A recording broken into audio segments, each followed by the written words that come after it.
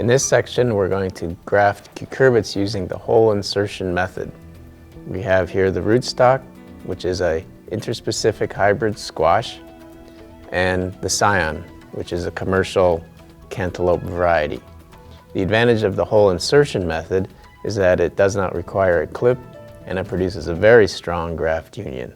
The stage of grafting that you need to achieve for cucurbits is the rootstock needs to have the first true leaf about the size of 1 inch. And you'll also want the hypocotyl to be at least 2 inches long.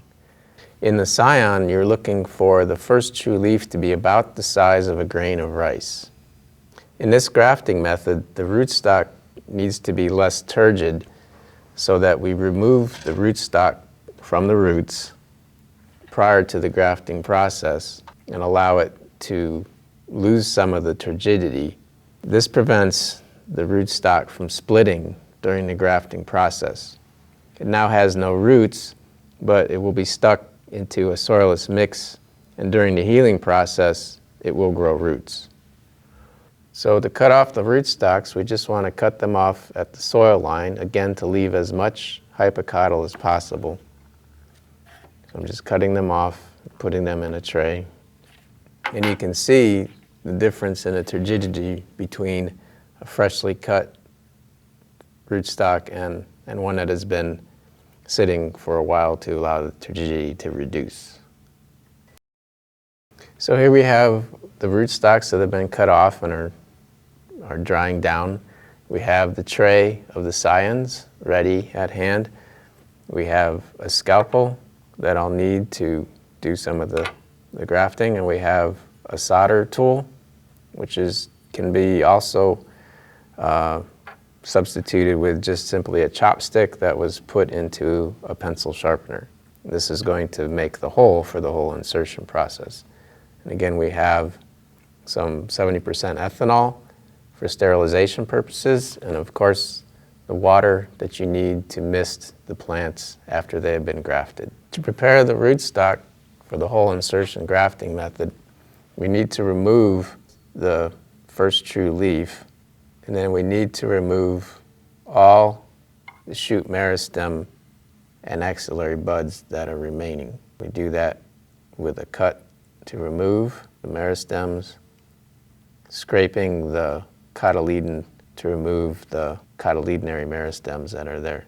And then we want to take the grafting tool from the back side of the cotyledon and push it through the stem at an angle to the front side so that you feel the tip of the grafting tool on your thumb, and so that it actually penetrates the stem. And then you want to leave that in so that you have the hole ready for after you prepare your scion. So now we need a scion, and we just get one from the tray, cut it off, bring it over, and we need to make 2 cuts on the scion.